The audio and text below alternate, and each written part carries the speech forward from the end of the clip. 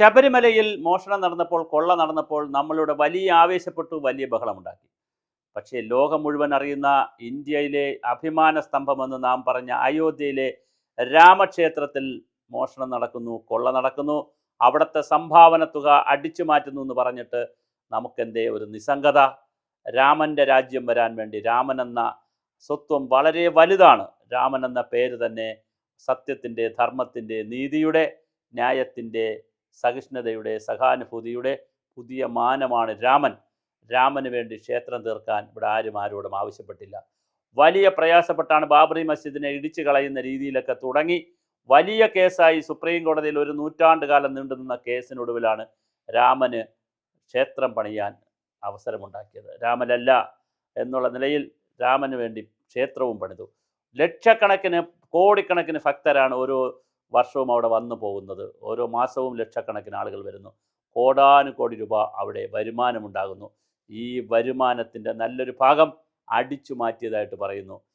B J പിയുടെ ദേശീയ നേതാക്കളിൽ വളരെ പ്രധാനിയായ നരേന്ദ്രമോദി എന്ന ഇന്ത്യൻ പ്രധാനമന്ത്രി പ്രാണപ്രതിഷ്ഠ നടത്തിയ ക്ഷേത്രമാണ് രാമക്ഷേത്രം. ആ അയോധ്യയിലെ രാമക്ഷേത്രത്തിൽ പ്രാണപ്രതിഷ്ഠ നടന്നതിന് ശേഷം അവിടെ നടന്ന തിരഞ്ഞെടുപ്പിൽ കോൺഗ്രസ് എം പിയാണ് ജയിക്കുന്നതും യു പിയിൽ ബി ജെ പിക്ക് സീറ്റ് കുറയുന്നതുമൊക്കെ രാഷ്ട്രീയ ചരിത്രത്തിലെ വിരോധാഭാസമായിരുന്നു. പക്ഷേ ഇപ്പോഴിതാ വീണ്ടും യു പിയിൽ തിരഞ്ഞെടുപ്പ് വരികയാണ്. 2027 യു പിയിൽ തിരഞ്ഞെടുപ്പ് വരുന്നതിൻ്റെ ഭാഗമായി നിരവധി പരീക്ഷണങ്ങളാണ് യു പിയിൽ നടത്തുന്നത്. അവിടെ ബി ജെ പിയുടെ നേതാക്കളെ മാറ്റി പരീക്ഷിക്കുന്നു, അവിടുത്തെ സംസ്ഥാന നേതാക്കളെ മാറ്റുന്നു, കേന്ദ്ര നേതാക്കളുടെ പലരെയും യു പിയിലേക്ക് കൊണ്ടുവരുന്നു. അങ്ങനെ വലിയ മാറ്റം യു പിയിൽ ചെയ്യുമ്പോഴും രാമക്ഷേത്രത്തിലെ കൊള്ള യു പി സർക്കാരിൻ്റെ തലവേദനയാകുമോ എന്നത് വളരെ പ്രധാനപ്പെട്ട ഒരു കാര്യമാണ്. സംഘപരിവാറായാലും അതുപോലെ തന്നെ ബി ജെ പി ആയാലും ഇതിങ്ങനെയാണ് നടത്തുന്നതെങ്കിൽ എന്ത് സങ്കടകരമായ കാര്യമാണ്. തിരുപ്പതിയിലും അതുപോലെ തന്നെ നമ്മുടെ മൂകാംബികയിലുമൊക്കെ എത്ര മനോഹരമായിട്ടാണ് ക്ഷേത്രങ്ങൾ നടന്നു പോകുന്നത്.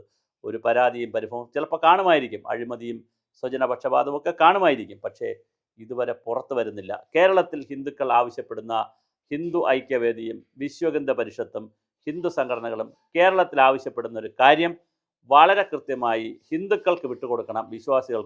വിശ്വാസികളല്ലേ രാമക്ഷേത്രം നടത്തുന്നത്, വിശ്വാസികളല്ലേ രാമക്ഷേത്രത്തിലെ ട്രസ്റ്റിലുള്ളത്, എന്നിട്ടും എന്തേ ഇങ്ങനെ സംഭവിക്കുന്നു? വളരെ ഗൗരവതരമായ ചോദ്യമാണ്.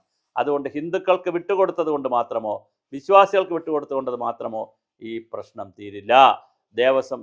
തിരുവിതാംകൂർ ദേവസ്വം ബോർഡിൻ്റെ കീഴിലുള്ള ശബരിമലയിൽ തെറ്റ് ചെയ്തിരിക്കുന്നതിൽ ഉദ്യോഗസ്ഥർ മാത്രമല്ല, അല്ലെങ്കിൽ രാഷ്ട്രീയ നേതാക്കൾ മാത്രമല്ല, അവിടുത്തെ തന്ത്രിയും പോറ്റിമാരും മേൽശാന്തിയും കീഴ്ശാന്തിയും ഒക്കെ ഒരുപാട് ആരോപണങ്ങളിലും പ്രത്യാരോപണം ചെന്നുവിടുന്നു. അപ്പോൾ ഹിന്ദു സമാജത്തിന് ക്ഷേത്രം നടത്താൻ അറിയില്ലയോ? എന്നാൽ ഒരുപാട് ക്ഷേത്രങ്ങൾ ഭംഗിയായി നടത്തുന്നുണ്ട്. ചക്കുളത്തുകാവ് ക്ഷേത്രവും ആറ്റുകാൽ ക്ഷേത്രവും ഒക്കെ വളരെ ഭംഗിയായി ലക്ഷക്കണക്കിന് ആളുകൾ വരുന്ന, ഞാൻ ചെറിയ ക്ഷേത്രങ്ങളുടെ കാര്യമല്ല പറയുന്നത്, വലിയ അമ്പലങ്ങളുടെ കാര്യം, ആയിരക്കണക്കിന്, പതിനായിരക്കണക്കിന്, ലക്ഷക്കണക്കിന് ആളുകൾ വന്നു പോകുന്ന വലിയ സാമ്പത്തികം കിട്ടുന്ന ക്ഷേത്രങ്ങളുടെ കാര്യമാണ്. അല്ലാതെ അത്തപ്പട്ടിണിക്ക് വേണ്ടി പായസം വയ്ക്കാൻ പൈസ ഇല്ലാത്ത അമ്പലത്തിൽ ആരെങ്കിലും പോയി മോട്ടിക്കാൻ പറ്റൂലല്ലോ. ഈ വലിയ അമ്പലങ്ങളിൽ, ക്ഷേത്രങ്ങളിൽ തീർച്ചയായിട്ടും ഉണ്ടാകുന്ന വരുമാനം അടിച്ചുകൊണ്ട് പോകുന്ന ഒരു സ്ഥിതി ഹിന്ദുക്കളുടെ ഇടയിൽ ഉണ്ടെങ്കിൽ, ഹിന്ദു സമൂഹമേ, നിങ്ങൾ എങ്ങനെയാണ് ഈ ക്ഷേത്രങ്ങളെ ഇനിയും നിങ്ങളെ ഏൽപ്പിക്കണമെന്ന് പറഞ്ഞാൽ ആരെ വിശ്വസിച്ചാണ് ഇത് ഏൽപ്പിക്കാൻ കഴിയുക? രാജാവിൻ്റെ കാലത്ത് കൃത്യമായി സർക്കാരിനെ ഏൽപ്പിച്ചതും ദേവസ്വം വന്നതുമൊക്കെ ഇത് ജനങ്ങൾ നോക്കുമ്പോഴുണ്ടാകുന്ന ബുദ്ധിമുട്ടുകളും പ്രയാസങ്ങളും കൊണ്ട് തന്നെയല്ലേ എന്നൊരു ചോദ്യവും വളരെ പ്രധാനമാണ്. അതിനൊക്കെ ഉപോദ്ബലകമായി രാമക്ഷേത്രത്തിൻ്റെ നടന്നതും നടക്കുന്നതുമായ കൊള്ള തീർച്ചയായിട്ടും പ്രധാനമന്ത്രി മൗനത്തിലാണ്, യോഗി ആദിത്യനാഥ് മൗനത്തിലാണ്, സംഘപരിവാറും RSSലുമൊക്കെ RSSും എല്ലാം മൗനത്തിലാണ്. ആ മൗനം വെടിയണം.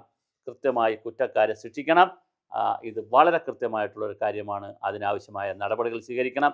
അല്ലെങ്കിൽ BJPക്ക് ഈ വരുന്ന തെരഞ്ഞെടുപ്പിൽ 27 യു പി തെരഞ്ഞെടുപ്പിൽ വലിയ തിരിച്ചടി ഉണ്ടാകാനുള്ള എല്ലാ സാധ്യതയുമാണ് കൺമുന്നിൽ കാണുന്നത്. തീർച്ചയായിട്ടും വലിയ തോതിലുള്ള ഒരു തിരിച്ചടി BJPക്ക് ഉണ്ടാകാതിരിക്കണമെങ്കിൽ ഇപ്പോൾ തന്നെ കറക്റ്റീവ് മെഷേഴ്സ് എടുക്കണം. അവിടെ അതിൻ്റെ ട്രസ്റ്റിൻ്റെ പ്രധാനി രാജിവെച്ചു എന്ന് കേൾക്കുന്നു. അവിടെ കൊണ്ട് തീരുന്നതല്ല. കോടിക്കണക്കിന് രൂപയുടെ സ്വത്താണ് അടിച്ചു മാറ്റിയിരിക്കുന്നത്. അത് വളരെ പ്രധാനപ്പെട്ട ഒരു കാര്യമാണ്. ലക്ഷക്കണക്കിന് രൂപ ആളുകൾ കൊടുക്കുന്ന പണം അത് അടിച്ചു മാറ്റി ശേഷം ഹിന്ദുത്വവും ഹിന്ദു സമാജവും ഒന്നും പറഞ്ഞിട്ട് കാര്യമില്ല. ക്ഷേത്രങ്ങൾ നടത്തുവാൻ അറിയാഞ്ഞിട്ടാണോ, ഒരു ട്രസ്റ്റിന് നടത്താൻ അറിയാഞ്ഞിട്ടാണോ ഈ സംഭാവന കിട്ടിയ പണമൊക്കെ അടിച്ചു മാറ്റിയത്? കൃത്യമായി ഉത്തരം പറയാൻ പ്രധാനമന്ത്രിക്കും വലിയ ബാധ്യതയുണ്ട്. ഒന്ന്, രാമക്ഷേത്രമായതുകൊണ്ട് ബാധ്യതയുണ്ട്. പാർലമെൻറ്റിനാണ് അതിൻ്റെ ട്രസ്റ്റ് ഉണ്ടാക്കിയത്, അതുകൊണ്ട് ബാധ്യതയുണ്ട്.